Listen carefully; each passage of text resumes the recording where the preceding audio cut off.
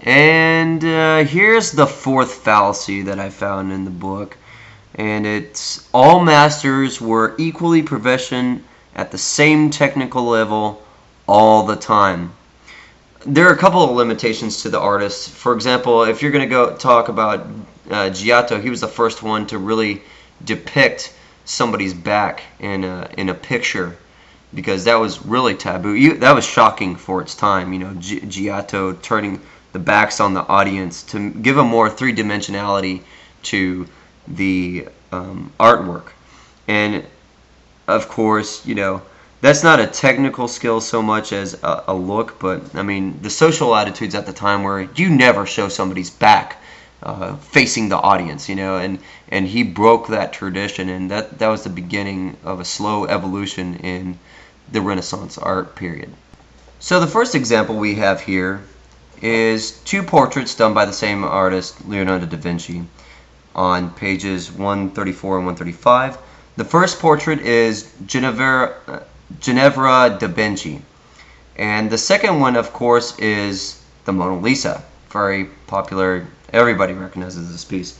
And basically the evidence he's providing is saying that the shadows are different underneath the nose and the chin because of the angle or whatever.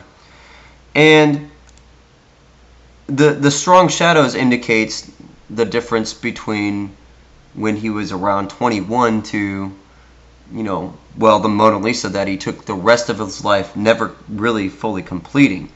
But anyways, but this is supposed to be the evidence that he proposes.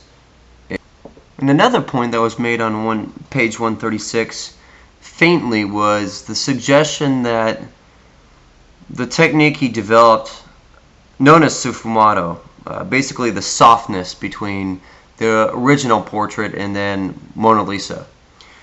Between that time, he developed like a softness in the design and so on. And they say that may point towards the use of optics or mirror or be inspired by that. Well, what's to say that a reflection in the water didn't cause somebody to, be inspired, nature inspiring these artists to do these sort of techniques? And I don't think that really has a strong link between whether or not one of these artists actually used an optic or not. So now the worst example of trying to make a connection between naturalism and realism and trying to connect the two using an artist was on page 142 and 143. They compared these two paintings, and actually I think both of them are paintings and not drawings, as the author points out for the first image. The first image is, of course, comes from a book, but I'll get to that. Well, the text reads this. The text reads, now compare Duer's watercolor large turf from 1513 on this earlier drawing of a field of wheat. And I'm sure the author knew that most people wouldn't even bother to check, because nowhere in that text or anywhere else does it reference what the wheat field was, or even if it was done by the same artist, and of course it's not. If you actually look in the back, and thinking that the reader would be fooled into not actually looking in the back of the book to see what the sources are. And I think that was one of the techniques that the author used in order to convince the audience, and not actually trying to convince somebody based on actual evidence. But anyways, no matter. First thing to note is that the wheat field image and the Albert Durer watercolor, and I think both of them are done in watercolor. I can't confirm the wheat field is done in watercolor, but it's likely. And these are not done by the same artist at all. Now the Albert Durer print, or I'm sorry, not print, but painting, the watercolor painting is known as Large Turf. It was done in 1513. And the wheat field actually doesn't come from Albert Dürer, but it actually comes from a book, a medieval book known as Tessinum Sanitatis.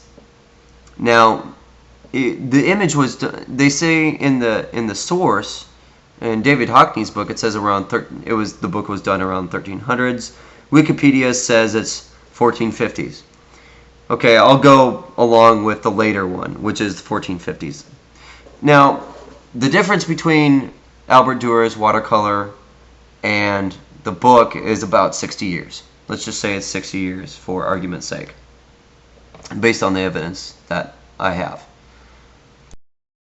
Now, the first thing we got to remember is illustrations in books before the advent of the printing press were hand done, and even after the printing press was done, what they did is they used metal point or some other form. They basically used intaglio or woodblock prints in order to do the illustrations of the book, and any other kind of illustrations that were painted in were very rare and few and far between unless you can afford it, and so on and so forth.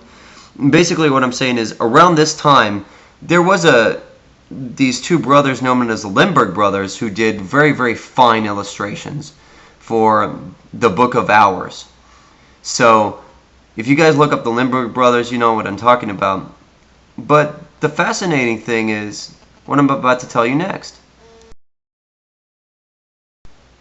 The Limburg brothers' book is not mentioned once in Debunking Hockney's book. But the wheat field was done approximately 40 years after the Limburg brothers. And the Limburg brothers' illustrations were almost lifelike. Now, the wheat field is pretty crummy, you know, it's tasteful but not realistic or naturalistic. Look at the Albert Dürer painting and compared to the Limburg brothers. There's a closer connection in style or in realism.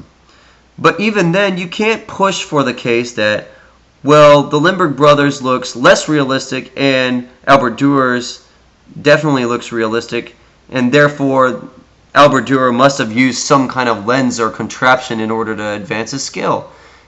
And that concludes the fourth fallacy, which is, not all artists at that time had the same amount of skill. A still life and an illustration in a book and the amount of detail they put into a book compared to a still life is it's completely different. And to try to connect the two and say, well, if it's more realistic, they must have used an optical device of some sort, doesn't really hold any water.